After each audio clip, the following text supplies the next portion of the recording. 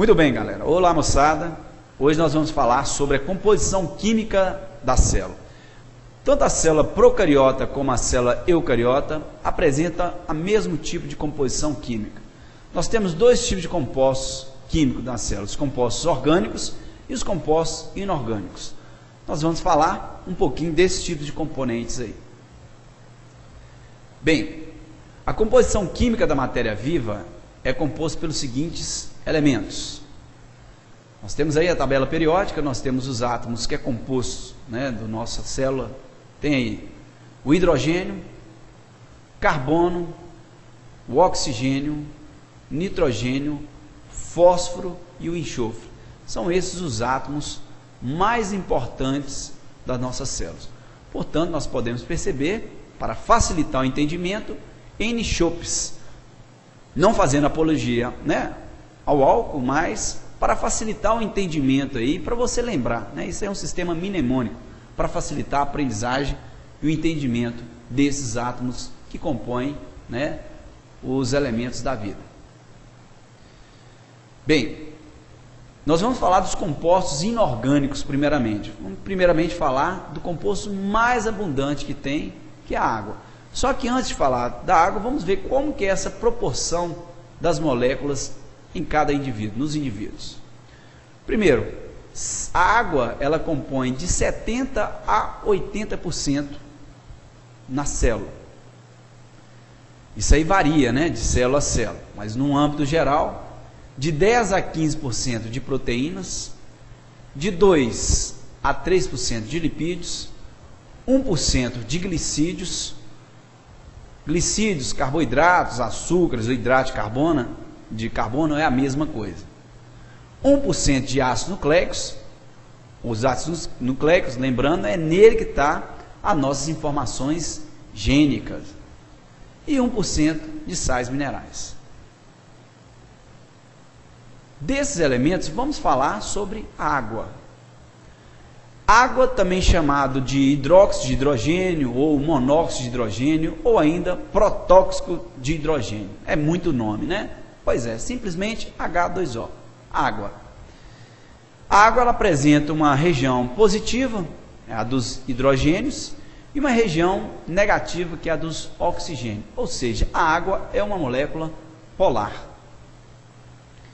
Podemos visualizar, Olha bem, a região positiva é do hidrogênio, a região negativa a do oxigênio. Muito bem. Tá aí as interações, entre as moléculas. Beleza. Vamos ver então as propriedades da molécula de água. Primeiramente, a água é considerada um solvente universal. O que significa isso? Que a água dissolve praticamente quase que tudo, Então ela tem uma participação muito importante nos indivíduos, justamente por essa característica. A água dissolve vários tipos de substâncias polares, iônicas, ou seja, são substâncias hidrofílicas. Hidrofílica quer dizer amigo da água. Então a água tem uma capacidade de dissolver esse tipo de substância que tem afinidade com ela.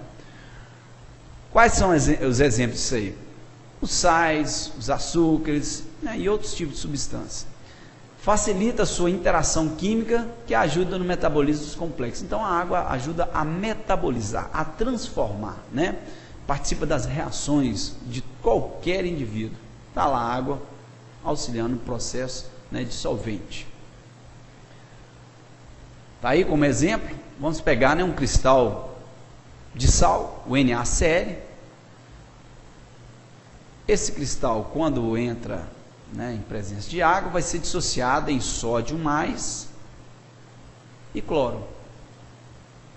Então aí a participação da molécula de água no processo da dissociação dessa molécula. Apresenta alto calor específico. Vamos ver o que é isso aí. O calor específico é definido como a quantidade de calor que 1 grama de uma substância precisa absorver para aumentar sua temperatura em 1 grau sem que haja mudança de estado físico. Devido ao alto calor específico da água, os seres vivos não sofrem variações bruscas de temperatura. Então, isso aí tem um papel crucial, porque para né, que os indivíduos não sofram essa mudança brusca, a água tem esse papel importante, esse alto calor específico, né, evitando que os indivíduos sofram essa mudança brusca no seu interior. Visto assim, acontecendo essas mudanças bruscas, vai impedir determinados tipos de reações, levando até o indivíduo, né, até ao próprio óbito. Calor de vaporização. Vejamos isso aí. A definição é a quantidade de calor necessária para que uma substância passe do estado líquido para o estado de vapor. Devido ao elevado calor de vaporização da água, uma superfície resfria quando perde água na forma de calor. Então é a maneira que o indivíduo tem de perder calor. Vamos contextualizar isso aí para nós. Nós perdemos calor? Perdemos. Para quê? Para que realmente diminua a temperatura interna. Um exemplo disso aí é a questão da transpiração. Quando nós transpiramos, o suor sai na forma, ele sai da glândula sudorípara, que é responsável pela produção do suor. Esse suor sai na forma de vapor e se liquefaz. Essa liquefação é importante para a hidratação do nosso tecido. Então, o vapor, ele tem realmente essa finalidade para resfriar o nosso corpo, né? Outra questão, outra propriedade é a capilaridade. Então vamos ver, definição. Capilaridade: quando a extremidade de um tubo fino, de paredes hidrofílicas ou hidrófilas, é mergulhada na água, as moléculas da substância literalmente sobem pelas paredes, né, internas do tubo, graças à coesão e adesão entre as moléculas de água. Vamos visualizar, vamos perceber isso aí com mais clareza nesse exemplo que está aí na figura. Veja só, quanto mais fino for o tubo, mais fácil vai ser a subida da água por ele. Vejamos, pois, isso aí. Olha lá, a subida da água. A água, quanto mais fino for os capilares, né, os vasos, mais vai ser a facilidade dessa água subir. Isso a gente não podemos perceber, né, contextualizando isso aí, com um modelo que tem aí chamado de modelo de Dickson. O que é esse modelo? É o que explica a subida de água nos vegetais. Basta dizer que tem vegetais, né, de 90, 100 até 120 metros de altura. Aí você pode virar e me perguntar: pô, professor, mas como é que essa água vai subir nessas paredes, nessas colunas tão altas? Isso, quem fez experimentos foi um camarada chamado de Dickson. Veja como acontece isso. O Dickson, o modelo é tensão, coesão e transpiração. Veja, é tensão, não tesão. A tensão, como que vai acontecer? Isso acontece lá na raiz da planta. Na raiz tem uma região chamada de região pilífera. Pilífera, lembra pelos? São os pelos absorventes. Quanto maior pelos tiver nessa região, maior vai ser a absorção de água. Essa água entra por diferença de concentração. É um processo osmótico.